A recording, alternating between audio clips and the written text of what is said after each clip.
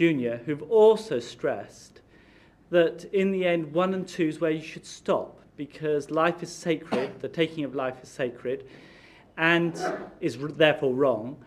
And once you start killing, it leads to revenge and counter-revenge and the cycle of violence. And you can never be sure that goodness comes out of it. And therefore, isn't there a big difference between what you're advocating and what people like Gandhi advocated? And that is, in the end... Gandhi, you mean? Gandhi, yeah. Yes. In the end, both Gandhi and Martin Luther King and certain strands of Christianity who are committed to pacifism stop at 1 and 2 and would think it all's wrong to go to number 3. No, it would have gone to number 3 if there was need. These were the stages. Non-violent, non-cooperation. Not even disobedience. It was only non-cooperation. We are not going to wear your clothes. That's all. Then the non-violent disobedience, civil disobedience, breaking the law.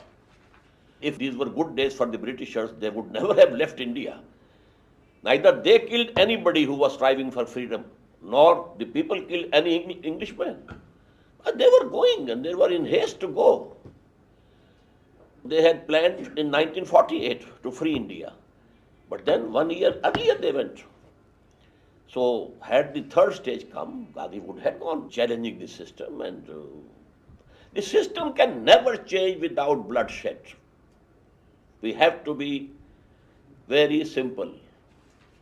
No system can be changed. Religion can be changed. The creed, the dogma, it can be changed. People can become Christians. People can become Buddhists. But to establish a politico-socio-economic order, well, that has to entail some bloodshed. That is why Muhammad, he took a sword in his hand. Otherwise, it would have been a missionary type of work only. Deen would not have been established. I would like to take the issue of the intelligentsia, the intellectual elite that you referred to in passing in your talk. And you made a distinction between the intellectual elite and the masses. I'm not concerned about this distinction at the moment, but what I'm concerned about is the intellectual elite in the Muslim world. Of course, the intelligentsia are not homogeneous. One can define them in so many different ways. But I think that in the Muslim world, one major composition of the intelligentsia is the religious intelligentsia. And in a country like Iran, we said that in a sociological sense, not in a normative sense, I think that Iran is the only example I can think of in the 21st century where religious intelligentsia are in charge. They have the power.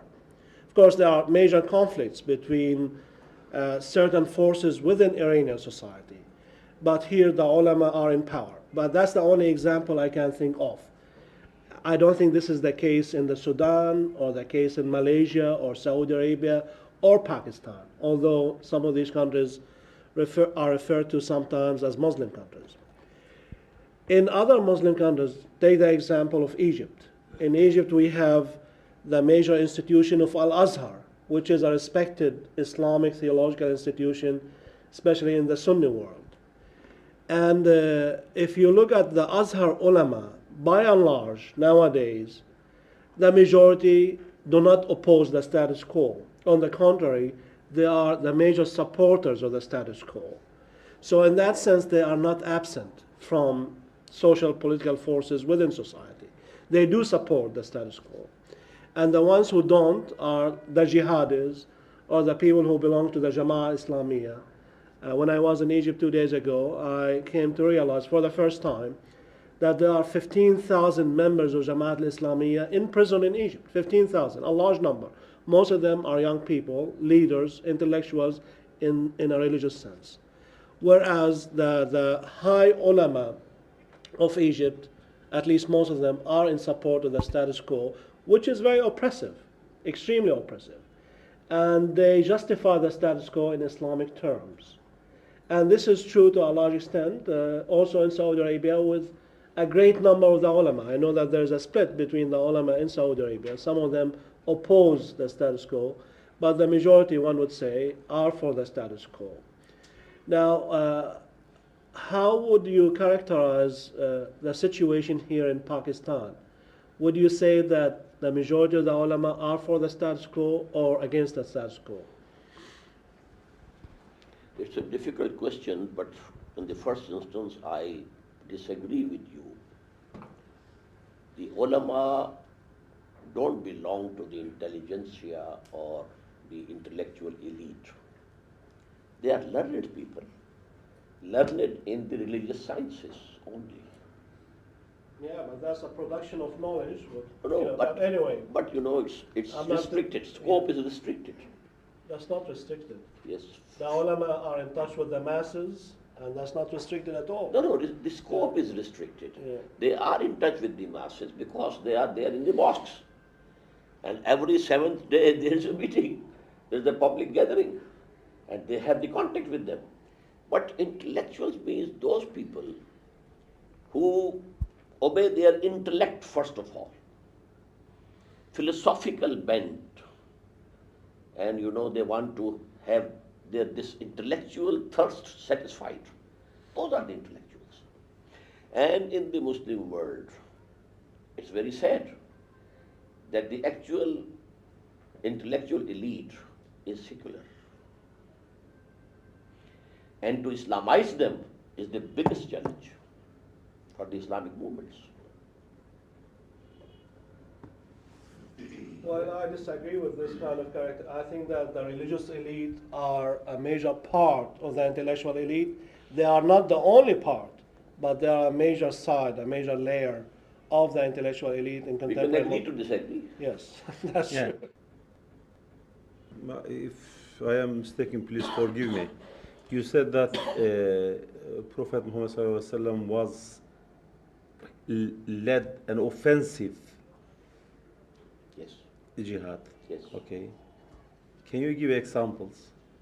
Example is And that with isolating from the conditions and of the time, because brother, after Hijrah, yeah, we can't prove there was any move from the Meccan side, from the Mushrikeen of Makkah. all the wars were around Medina. What? No. That- What happened this is is that Muhammad sallallahu alaihi wasallam took only 6 months to consolidate his position at Medina. He built the mosque, number 1. Then mu'akhat, brotherhood between the immigrants or the muhajirs and the ansars. And thirdly, a joint pact of defense of Medina with the Jewish tribes, 3 tribes. He consolidated his position here, and from the 7th month, he started sending small groups, guerrilla groups, threatening the caravan route which was going from Mecca and passing near Medina from Badr and going to Syria, or the caravan route going to Yemen through Taif. There are 8 expeditions. In 4 of them, Muhammad himself took part. They are called Ghazawat. And the other 4 are Saraya. Yeah, before their attack, before the attack of Before Badr. Medina people. Yes. And there was no move whatsoever from the Makki side. Well, they wanted to go and attack Medina and finish this because job. I mean, what I said, isolating from the condition, because each time they used to receive information that they are going to attack Medina. That's why. Yeah, that's why he did. Yeah, that's why he did. No, you he can't did prove, peace treaty with Jewish and even these with 8 Christians. expeditions, you cannot prove any one of them was based upon any information coming from Makkah. I think this point needs to be analyzed very deeply, because Yes. it is.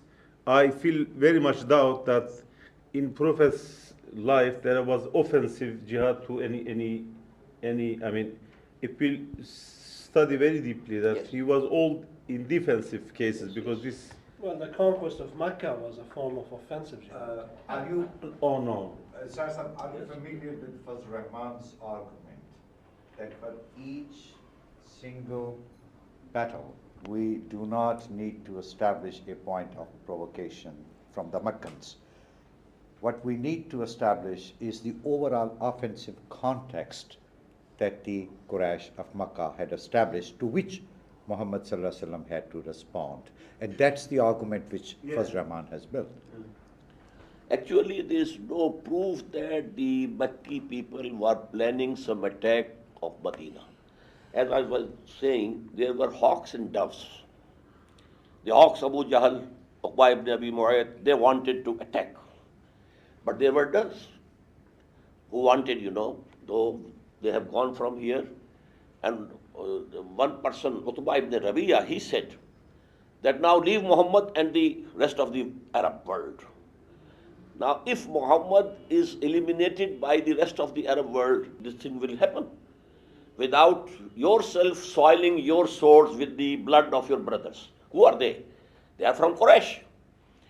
And if Muhammad can subdue the whole of Arabia, it will be to our gain. He is a Qarshi. So a Qarshi empire will be established. So this was the argument going on. But when that thing happened, when the caravan was going to Syria under the leadership of Abu Sufyan, Muhammad sallallahu alaihi wasallam chased it, but he escaped. When it was coming back, he sent an SOS message to Makkah.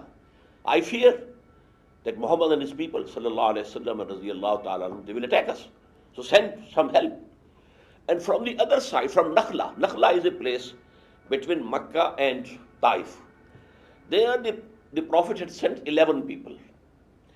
And the command was stay there and keep us informed of the movement of the Makki people. There happened a skirmish. One of the mushrikeen of Makkah was killed by Muslims. 2 were made prisoners and they brought the booty also. The Prophet said, I had not commanded you to fight, but he didn't take any action also. Now this person who had escaped, he went to Makkah and he raised hue and cry. The people of Muhammad have killed our person.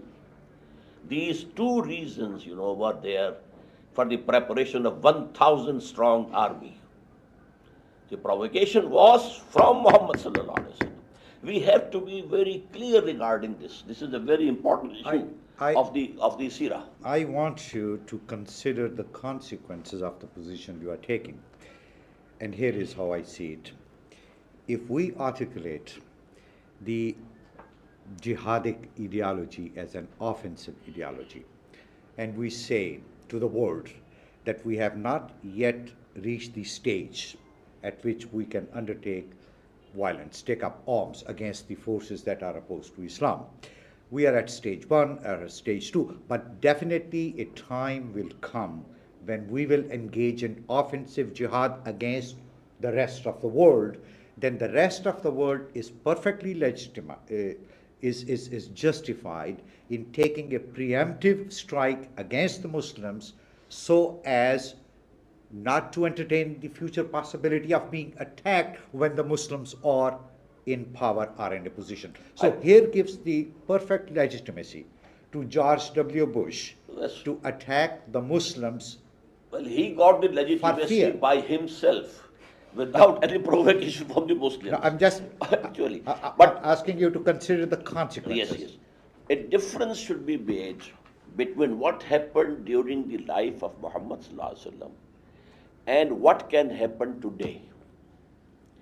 The spreading of the message of Islam in those days couldn't be by any other means except conquering. Today you have television, you have all communications, you can spread the message of Islam, and if you can show an example of political socio-economic system of Islam, that would be the best of propagation. That's where I wanted you to come, and my question was, is it regarding possible? The life of the Prophet? Yeah. We shouldn't distort it. Okay. Yes. Is it possible to establish the socio-economic and political justice without using violence? In other words, is it possible to establish an Islamic social order through democratic, peaceful means? If by democratic, peaceful means you mean elections, etc., my answer is no, not at all. These democratic, peaceful means, they are held, elections are held to run a system, not to change.